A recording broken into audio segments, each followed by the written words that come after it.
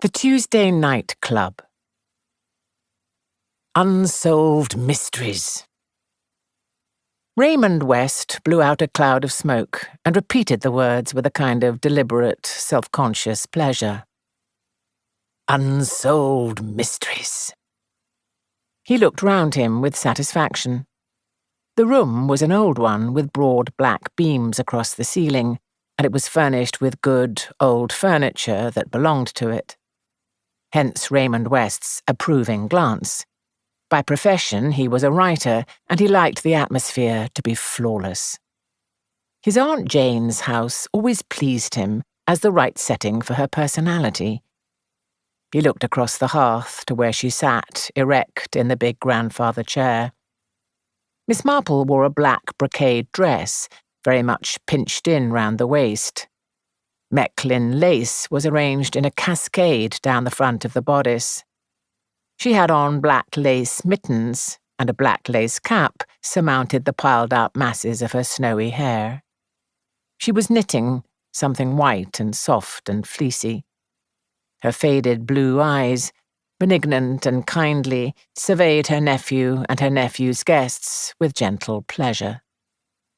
They rested first on Raymond himself, self-consciously debonair, then on Joyce Lempriere, the artist, with her close-cropped black head and queer hazel-green eyes, then on that well-groomed man of the world, Sir Henry Clithering. There were two other people in the room, Dr. Pender, the elderly clergyman of the parish, and Mr. Petherick, the solicitor, a dried-up little man with eyeglasses, which he looked over and not through. Miss Marple gave a brief moment of attention to all these people and returned to her knitting with a gentle smile upon her lips. Mr. Petherick gave the dry little cough with which he usually prefaced his remarks. "What is that you say, Raymond? Unsolved mysteries? Ha! And what about them?" "Nothing about them," said Joyce Lempriere. "Raymond just likes the sound of the words, and of himself saying them." Raymond West threw her a glance of reproach, at which she threw back her head and laughed. "He's a humbug, isn't he, Miss Marple?" she demanded. "You know that, I'm sure." Miss Marple smiled gently at her, but made no reply.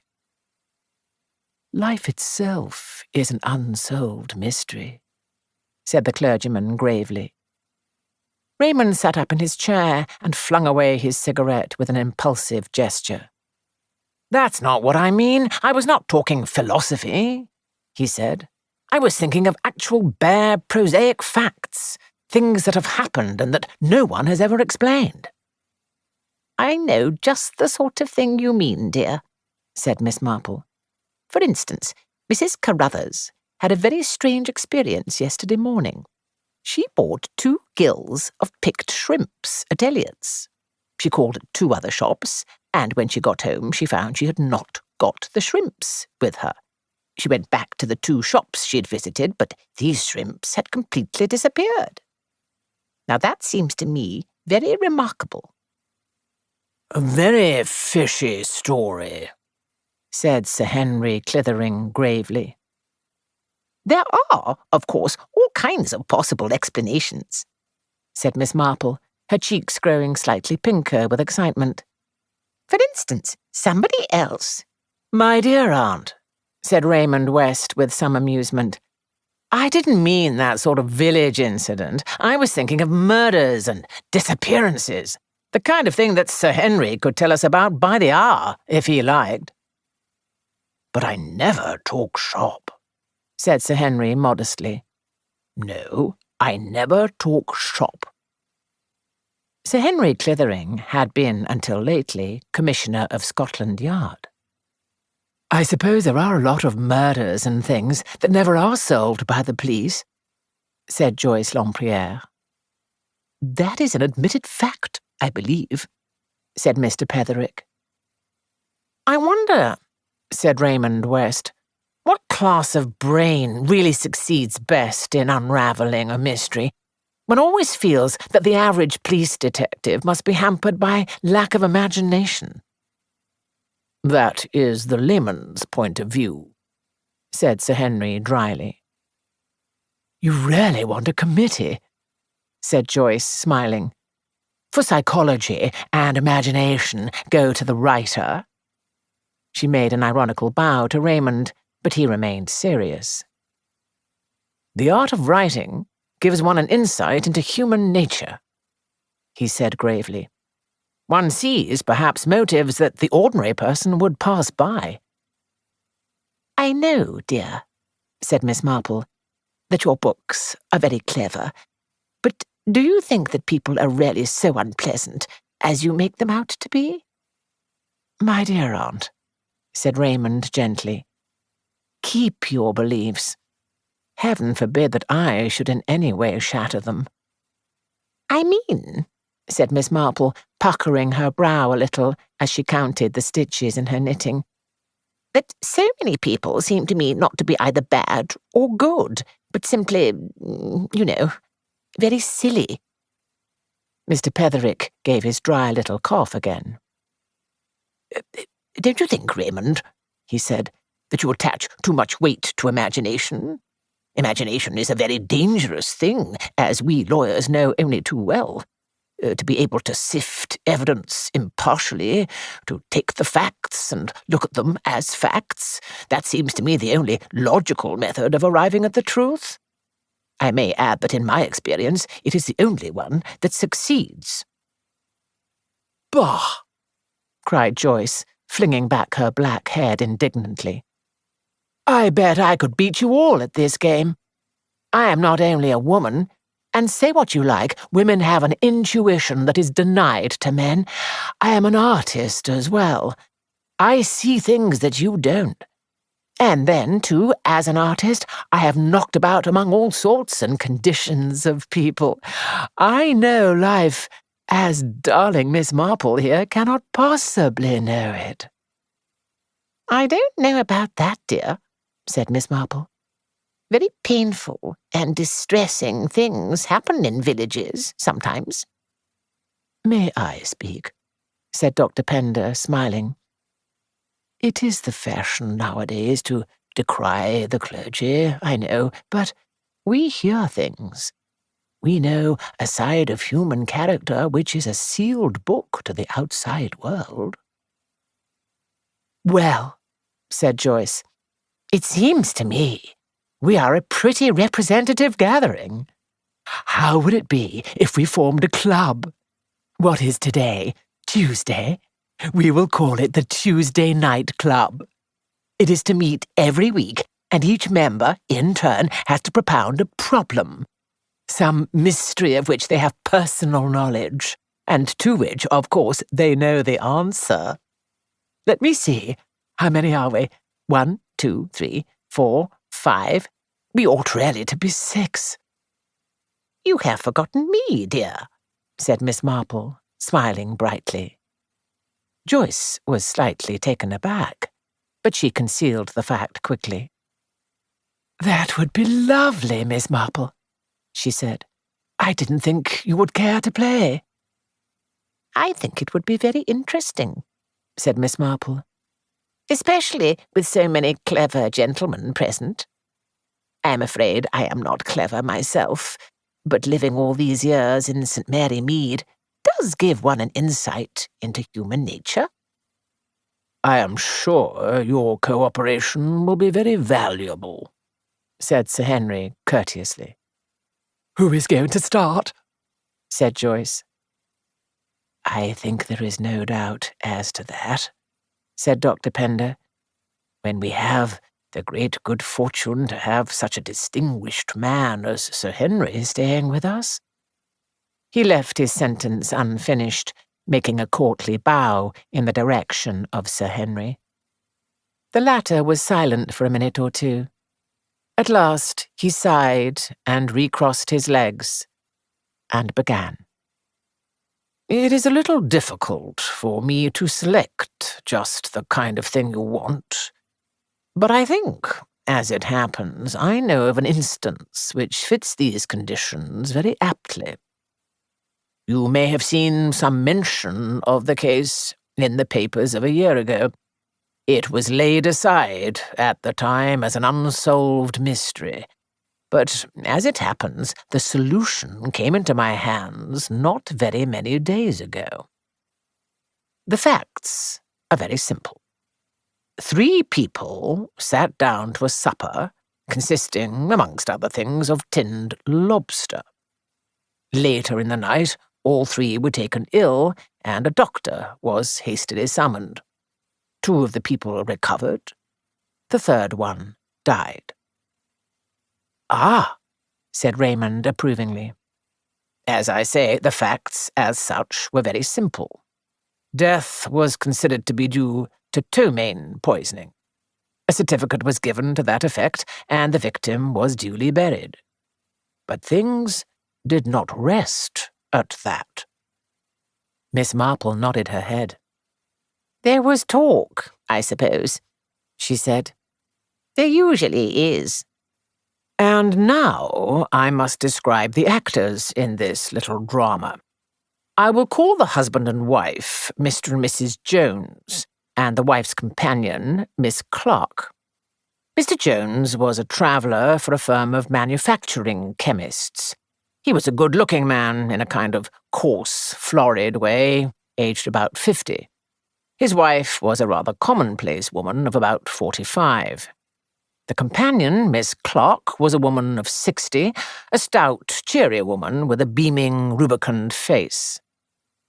None of them, you might say, very interesting. Now, the beginning of the troubles arose in a very curious way. Mr. Jones had been staying the previous night at a small commercial hotel in Birmingham.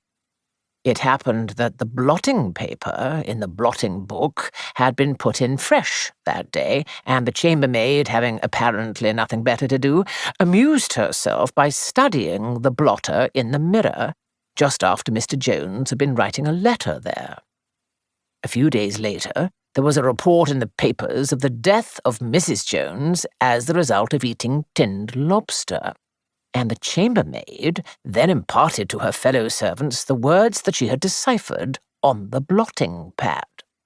They were as follows: "Entirely dependent on my wife, ... When she is dead, I will ... Hundreds and thousands, ... You may remember that there had recently been a case of a wife being poisoned by her husband. It needed very little to fire the imagination of these maids. Mr. Jones had planned to do away with his wife and inherit hundreds of thousands of pounds. As it happened, one of the maids had relations living in the small market town where the Joneses resided. She wrote to them, and they, in return, wrote to her.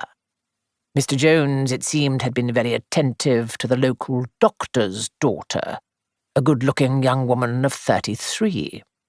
Scandal began to hum. The Home Secretary was petitioned. Numerous anonymous letters poured into Scotland Yard, all accusing Mr. Jones of having murdered his wife. Now, I may say that not for one moment did we think that there was anything in it, except idle village talk and gossip. Nevertheless, to quiet public opinion, an exhumation order was granted. It was one of these cases of popular superstition based on nothing solid whatever, which proved to be so surprisingly justified. As a result of the autopsy, sufficient arsenic was found to make it quite clear that the deceased lady had died of arsenical poisoning. It was for Scotland Yard, working with the local authorities, to prove how that arsenic had been administered, and by whom. "Ah," said Joyce, "I like this. This is the real stuff." Suspicion naturally fell on the husband. He benefited by his wife's death, not to the extent of the hundreds of thousands romantically imagined by the hotel chambermaid, but to the very solid amount of £8,000. He had no money of his own, apart from what he earned. and he was a man of somewhat extravagant habits with a partiality for the society of women. We investigated as delicately as possible the rumour of his attachment to the doctor's daughter, but while it seemed clear that there had been a strong friendship between them at one time, there had been a most abrupt break 2 months previously, and they did not appear to have seen each other since. The doctor himself, an elderly man of a straightforward and unsuspicious type, was dumbfounded at the result of the autopsy. He'd been called in about midnight to find all 3 people suffering.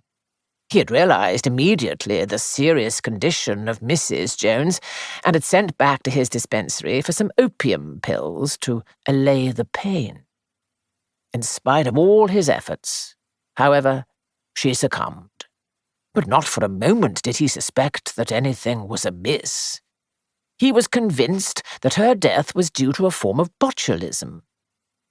Supper that night had consisted of tinned lobster and salad, trifle, and bread and cheese.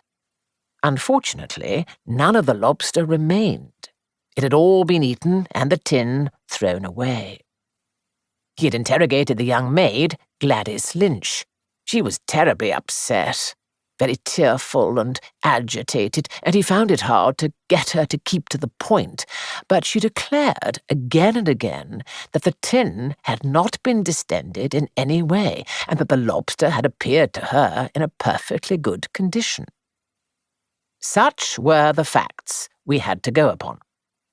If Jones had feloniously administered arsenic to his wife, it seemed clear that it could not have been done in any of the things eaten at supper, as all 3 persons had partaken of the meal. Also, another point, Jones himself had returned from Birmingham just as supper was being brought into table, so that he would have had no opportunity of doctoring any of the food beforehand. "What about the companion?" asked Joyce. "The stout woman with the good-humoured face." Sir Henry nodded. "We did not neglect Miss Clark, I can assure you. But it seemed doubtful what motive she could have had for the crime. Mrs. Jones left her no legacy of any kind, and the net result of her employer's death was that she had to seek for another situation." "That seems to leave her out of it," said Joyce thoughtfully. Now, one of my inspectors soon discovered a significant fact, went on Sir Henry. After supper on that evening, Mr. Jones had gone down to the kitchen and had demanded a bowl of cornflour for his wife, who had complained of not feeling well. He had waited in the kitchen until Gladys Lynch prepared it and then carried it up to his wife's room himself. That, I admit, seemed to clinch the case. The lawyer nodded. "Motive," he said, ticking the points off on his fingers. "Opportunity. As a traveller for a firm of druggists, easy access to the poison." "And a man of weak moral fibre," said the clergyman. Raymond West was staring at Sir Henry. "There's a catch in this somewhere," he said. "Why did you not arrest him?" Sir Henry smiled rather wryly. "That is the unfortunate part of the case. So far, all had gone swimmingly, but now we come to the snags. Jones was not arrested because on interrogating Miss Clark, she told us that the whole of the bowl of cornflour was drunk not by Mrs. Jones, but by her. Yes, it seems that she went to Mrs. Jones's room, as was her custom. Mrs. Jones was sitting up in bed, and the bowl of cornflour was beside her. "I'm not feeling a bit well, Milly," she said. "Serves me right, I suppose, for touching lobster at night. I asked Albert to get me a bowl of cornflour, but now that I've got it, I don't seem to fancy it." "A pity," commented Miss Clark.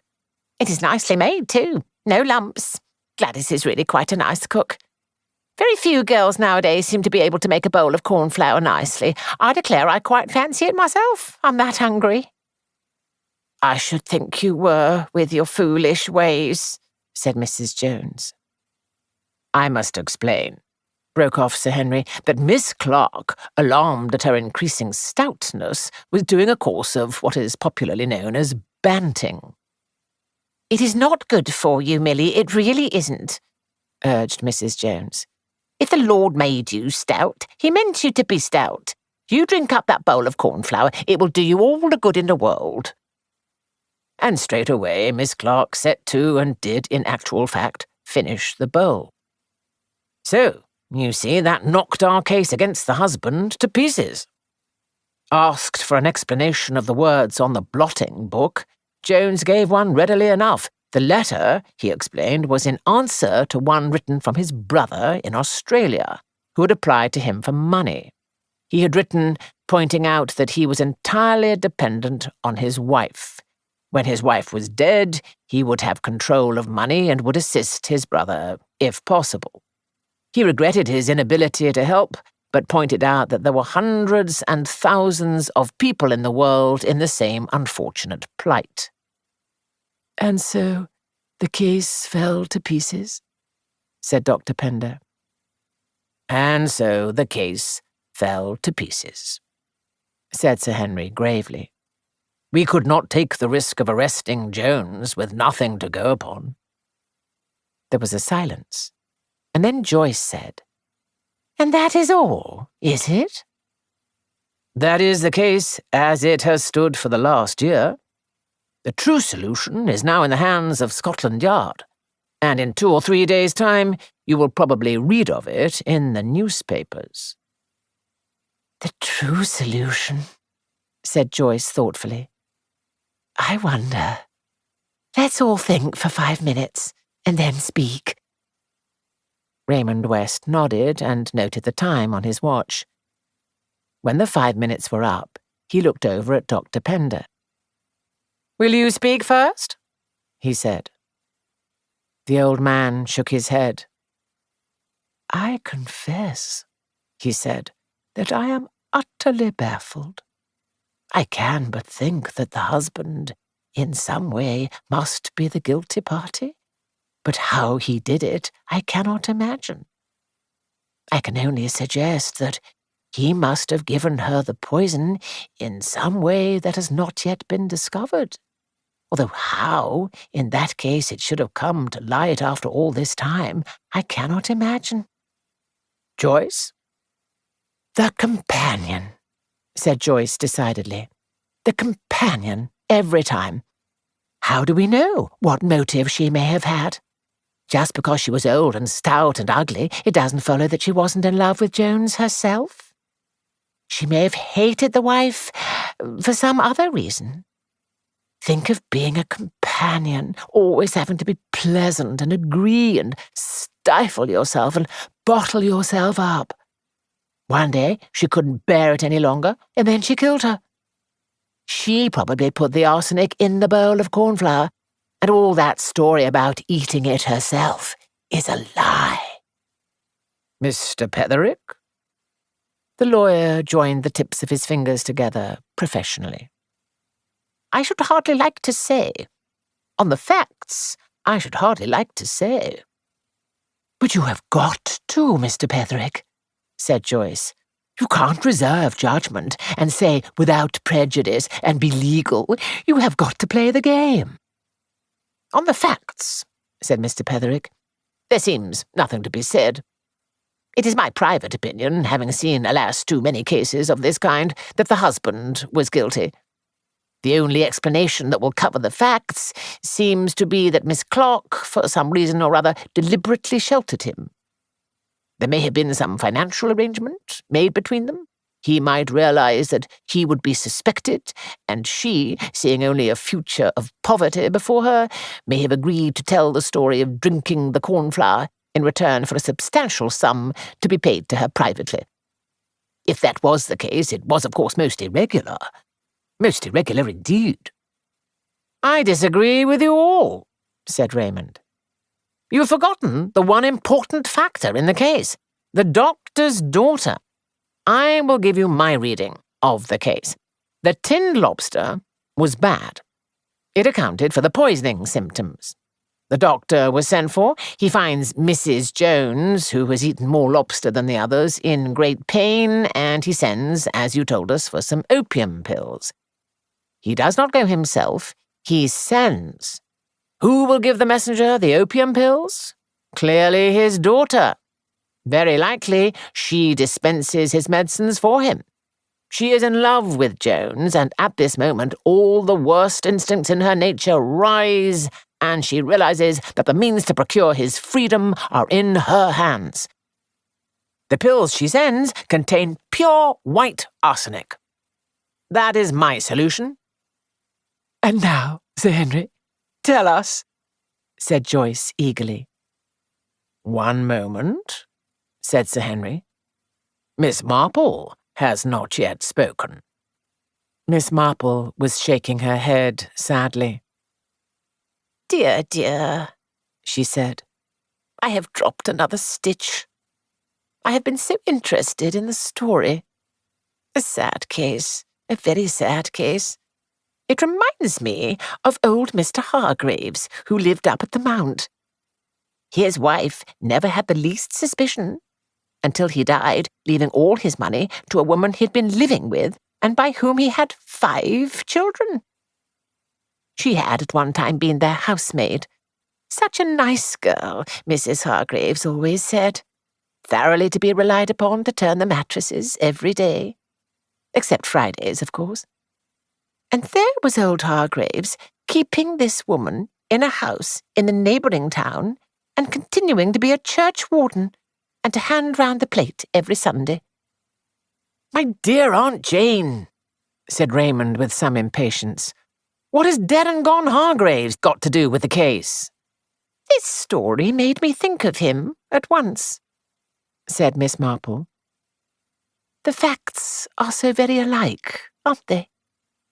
I suppose the poor girl has confessed now, and that is how you know, Sir Henry. What girl? Said Raymond. My dear aunt, what are you talking about? That poor girl Gladys Lynch, of course. The one who was so terribly agitated when the doctor spoke to her. And well she might be, poor thing. I hope that wicked Jones is hanged, I'm sure, making that poor girl a murderess. I suppose they will hang her too, poor thing.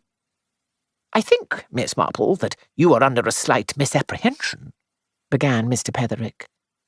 But Miss Marple shook her head obstinately and looked across at Sir Henry. I am right, am I not? It seems so clear to me. The hundreds and thousands, and the trifle. I mean, one cannot miss it. What about the trifle and the hundreds and thousands? Cried Raymond. His aunt turned to him. Cooks nearly always put hundreds and thousands on trifle, dear, she said. Those little pink and white sugar things. Of course, when I heard that they had trifle for supper, and that the husband had been writing to someone about hundreds and thousands, I naturally connected the two things together. That is where the arsenic was, in the hundreds and thousands. He left it with the girl and told her to put it on the trifle. But that is impossible, said Joyce quickly. They all ate the trifle. Oh, no, said Miss Marple. The companion was banting, you remember. You never eat anything like trifle if you are banting. And I expect Jones just scraped the hundreds and thousands off his share and left them at the side of his plate. It was a clever idea, but a very wicked one. The eyes of the others were all fixed upon Sir Henry. It is a very curious thing, he said slowly. But Miss Marple happens to have hit upon the truth. Jones had got Gladys Lynch into trouble, as the saying goes. She was nearly desperate. He wanted his wife out of the way and promised to marry Gladys when his wife was dead. He doctored the hundreds and thousands and gave them to her with instructions how to use them. Gladys Lynch died a week ago. Her child died at birth, and Jones had deserted her for another woman. When she was dying, she confessed the truth.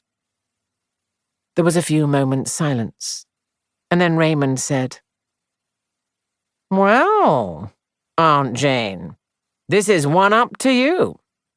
I can't think how on earth you managed to hit upon the truth. I should never have thought of the little maid in the kitchen being connected with the case." "No, dear," said Miss Marple. "But you don't know as much of life as I do. A man of that Jones's type, coarse and jovial. As soon as I heard there was a pretty young girl in the house, I felt sure that he would not have left her alone. It is all very distressing and painful, and not a very nice thing to talk about. I can't tell you the shock it was to Mrs. Hargraves, and a 9 days' wonder in the village."